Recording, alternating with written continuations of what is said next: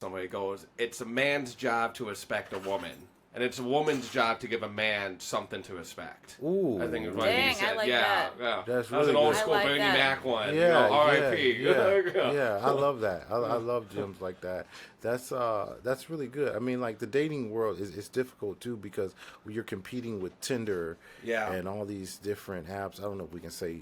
I've been on Tinder. I've been on the Bumble. I've been on a lot of them. Yeah. Well, I tried meeting chicks, you know, at the bar from work and like more organically, and nothing. It was never panning out. You know what I mean? Yeah. They're like, There's never they get, what? It was never panned out to anything. Okay. Like if, you know, I would get a chick's number. She'd write on the receipt. I text her.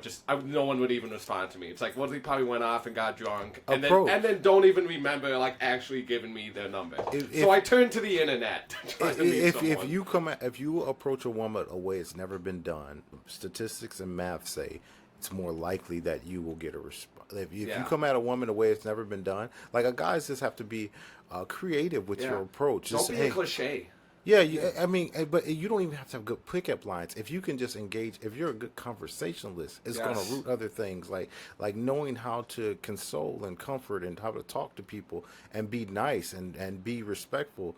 Like you could be a jerk and still do it, but like when a woman hears substance, she's probably more likely to be like, I want to leave with this dude or hang out with him again. Yeah. But these things are not being taught. It's fast now, swipe right, swipe now, and now people are like have a low attention span for dating. Oh. That building, that courting, it's like no. I Oh don't my know. god, people Love is have an no anvil. expectations anymore. Literally, that's why I was in a Clubhouse group talking about this, where nowadays a guy and girl meet up and then they hook up, and it's like, what is the like standard of anything? And then most guys are talking to a bunch of girls and girls are talking to a guy, and people just aren't connecting anymore. And a lot of people are having really shitty intimacy because of that, as a result of that. And one thing I wanted to mention, though, that I wanted to ask you about, Joe, one of my biggest pet peeves ever is when you first meet someone and they go, you don't trust me? I never did anything wrong.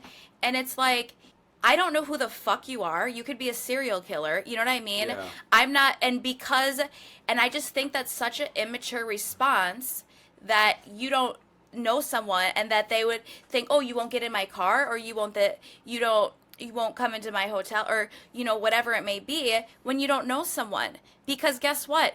If anyone is like in my life, I will happily, if you don't trust women, let's take baby steps. Whatever Yes. you need to feel comfortable. What happened in because your that's past. important. Yeah, exactly. too. Whatever it is for you to feel comfortable. But that if I know you for a day and then you go, oh, you don't trust me, you don't know me, it is beyond immature and disgusting to me. What is your thoughts on that, Joe?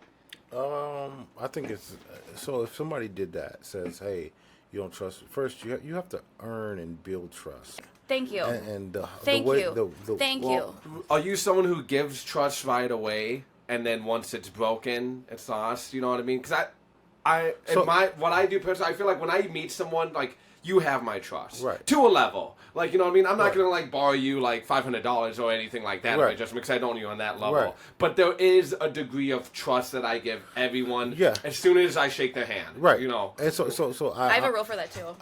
I agree. Like I don't live in a world of like, oh, I can't trust nobody. When you live like that, that's a toxic thing, and there's probably Absolutely. is rooted in somewhere else. But a person that tries to manipulate you trusting them, trust is built on time and consistency. Yes. That's how you build it. Time and consistency builds more and more trust. So if like every time we have an interaction, there's been consistencies, and time has gone by, that it builds a callus over our trust. Like, well, wow, it's getting stronger Yeah. and stronger and stronger. And so what happens is people will try to bypass the consistency part and just want immediate trust, but you have to reveal something. Like yesterday, I went to this, Wednesday. I went to this, one of the mothers of the church had a choir concert at Sabathany, and I went there, and then I was a friendly guy talking to the old ladies, and I was talking to this older lady, and she goes, hey, could you go get my car? She hands me her keys, like in this form, like 30 seconds meeting this lady, she gives me her keys. It's like character plays a huge part of building trust with people. If your character is good, see, one thing people don't understand, like, about, I don't want to really direct this to politics, but Donald Trump did some things where his character was contaminated. Barack Obama may have made some errors in the White House. I love him. I voted for him. Like hopefully I can meet him one day. But his character is so high of how he deals with people. It was an imbalance when we seen the behavior of our previous president act like, because yeah, you're smart, but when you have a bad character, people are disconnected. I mean, if when you do things unhumane and your character is bad, that's a recipe for people. I don't want to. Like, and so what happens now with dating, people don't want to build that off their character. They just want to expect. I just give it to me just now. I just want you to do this thing. So probably what the guy was doing was trying to guilt you into being like, okay, yeah, he did come see me. He did do this thing, and now he's saying, oh. Trust me, and you got to. Okay, I should trust him until he reveals something, but you have to build trust. I mean, you have to be time and consistency. So, for trust, like going to a hotel with a stranger or a car, that's something that it's like I'm not gonna go and make myself feel unsafe. Like, well, you know what happened recently. Yeah. But when it comes to if it's someone that I'm dating, right? I have a rule. I give everyone a fair chance, even if something's kind of weird or sketchy.